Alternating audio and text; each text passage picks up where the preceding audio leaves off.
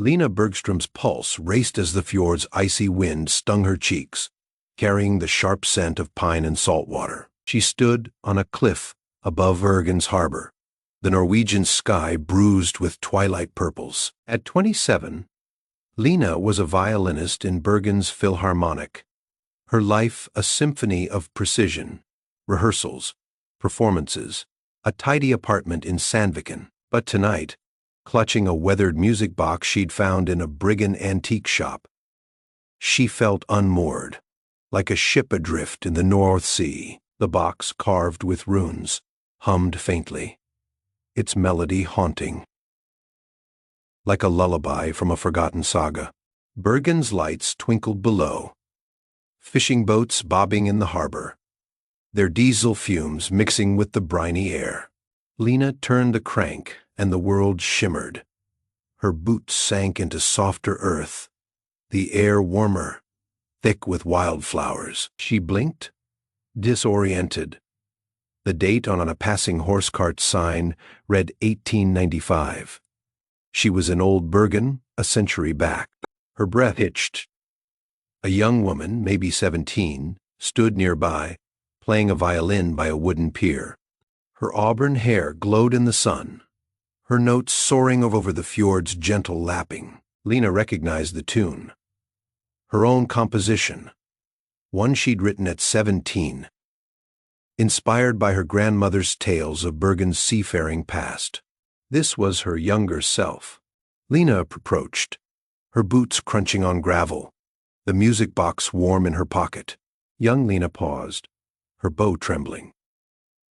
"Who are you?" she asked, her voice bright but wary, like a sparrow's chirp. The older Lena's throat tightened. She saw the fire in her younger eyes, the dream of becoming a world-class violinist, not yet dulled by compromise. "I'm a musician," Lena said, the lie tasting like stale crumb cake. The music box pulsed, urging her to speak. "You're playing. It's alive. Don't let anyone silence it." Young Lena frowned, her fingers tightening on the bow, resin dusting the air like snow. "Thanks," she said, returning to her melody, notes sharp as the fjord's chill. The world spun, and Lena stumbled back to 2025, sprawled on the cliff, the grass damp under her palms. Her phone buzzed. Her fiancé, Eric, asking her to meet at the fish market. His voice, steady as a metronome, echoed in her mind. She loved him, but did she love their life? The music box sat silent, its runes glinting like secrets. At their Sandviken apartment, the air smelled of Eric's cod stew, simmering with dill and cream. He stood in the kitchen, his blonde beard flecked with flour, apron tied loose. "You're late again," he said, his smile warm but strained, the clink of his ladle like a conductor's baton. Lena shrugged off her coat, its wool heavy with rain, and forced a smile. "Got lost in practice," she said, the excuse bitter as unripe cloudberries. Eric was a history teacher, grounded, kind, planning their wedding with the care of a Viking carving runes. Their engagement photo sat on the mantel, Lena's smile stiff, her eyes distant. She played for Bergen's orchestra, but her own music, wild, raw compositions, sat untouched in a drawer. Eric loved her, but he loved her as the polished violinist, not the dreamer who once played for the fjords. "Everything okay?" Eric asked, setting a steaming bowl before her. The stew's warmth contrasted the cold knot in her chest. His hand brushed hers, calloused from grating papers, and she wanted to feel the spark she'd once known.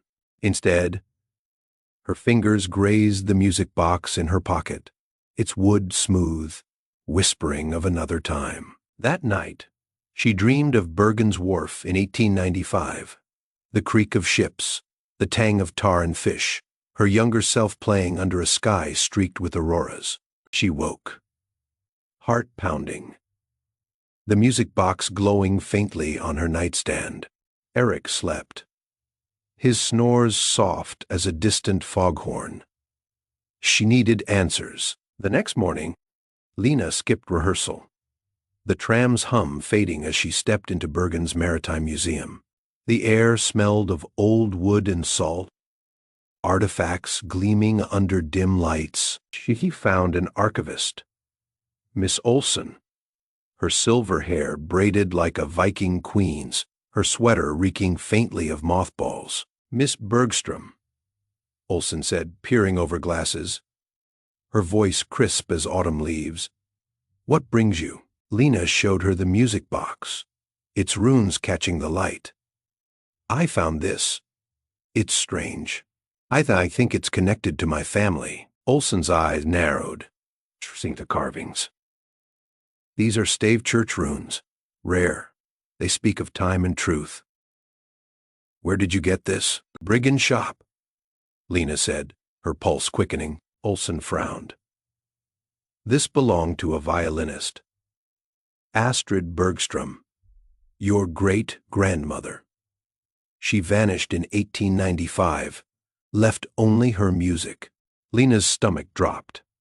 Astrid's journals, passed down, spoke of a woman who played for love, not applause, but gave up her dreams for a safe marriage. "I need to know more," Lena said, her voice trembling like a loose string. Olsen handed her a faded journal, its pages brittle, smelling of dust and ink.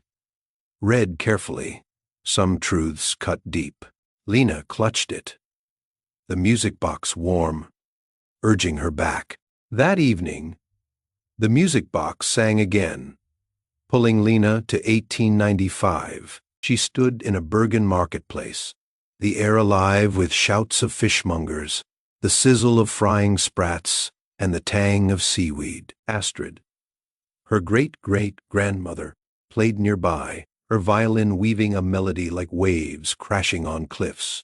Her dress, patched but clean, swayed as she played, her face alight with passion. Lena approached, the cobblestones uneven underfoot. "Astrid," she whispered. The woman paused, her bow still, her eyes sharp as fjord ice. "How do you know my name?" Lena hesitated, the music box heavy in her hand. "I'm family. Your music. It's beautiful. Why do you play?" Astrid's smile was bittersweet, like lingonberry jam. "It's my heart's voice, but my betrothed says it's foolish. He wants a quiet wife." Lena's chest ached. She saw herself in Astrid's eyes, the fear of losing her music to please another. "Don't stop," Lena urged. "Your music is you." The world blurred, and Lena landed back in 2025, sprawled on her apartment rug, the journal beside her. Eric called from the kitchen. "Dinner's ready." His voice, warm as fresh flatbread feed, couldn't reach her. She opened Astrid's journal, reading of a woman who silenced her violin for a husband, only to regret it until death. Lena spent the next day in a Bergen cafe, the air thick with espresso and cinnamon from the Ponsipa. She scribbled music, notes flowing like the fjord's currents, her pen scratching paper as if carving runes. Each note felt like defiance, a reclaiming of the girl who played for the sky. But guilt lingered, sharp as the salt on Bergen's docks. Eric deserved truth, but could she shatter his heart? That night, the music box hummed, landing her in 1895 again. She found Astrid by a stave church, its wooden spires black against the dusk, the air heavy with pine and incense. Astrid's violin was silent, her hands clasped tight. "I'm maying tomorrow," she said, voice hollow. "No more music." Lena's heart sank, like a stone in the fjord. "You'll lose yourself," she said, tears burning. Astrid's eyes glistened.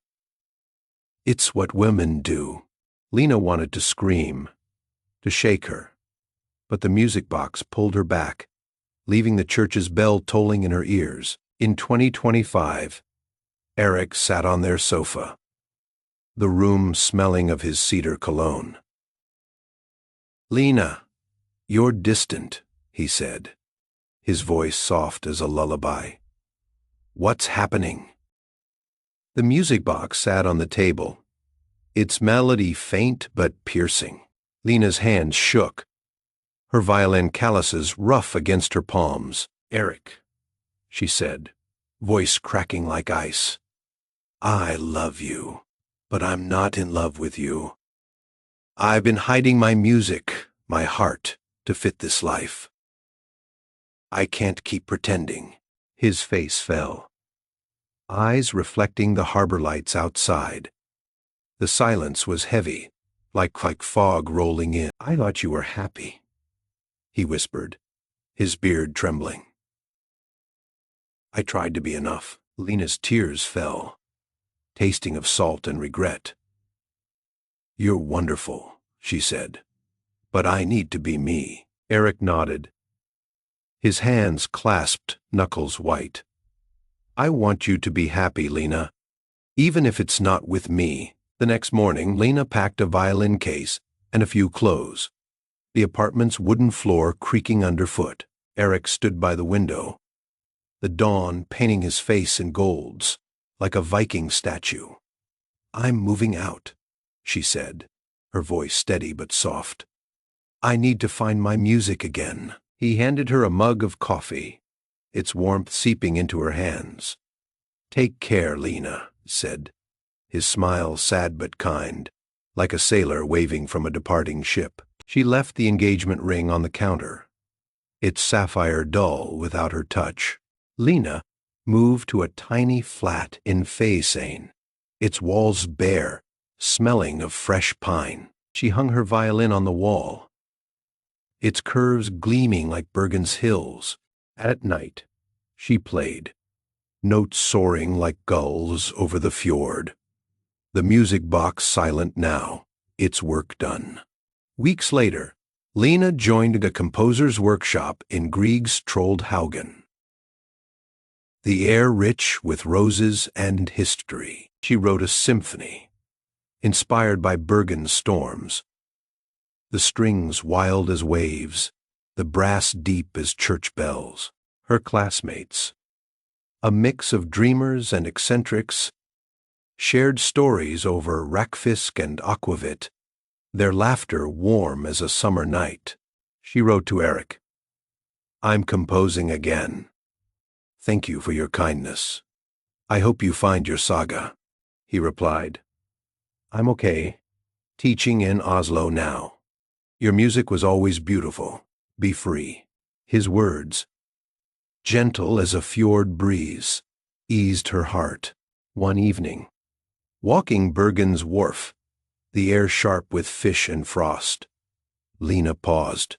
The music box, now cold, sat in her pocket. She tossed it into the harbor, its splash, a soft note in the night. The sky glowed with faint auroras like a melody painted in light. She was alone, but her violin waited, her heart alive. She smiled, the wind cool on her lips, and walked on, ready to play her own song.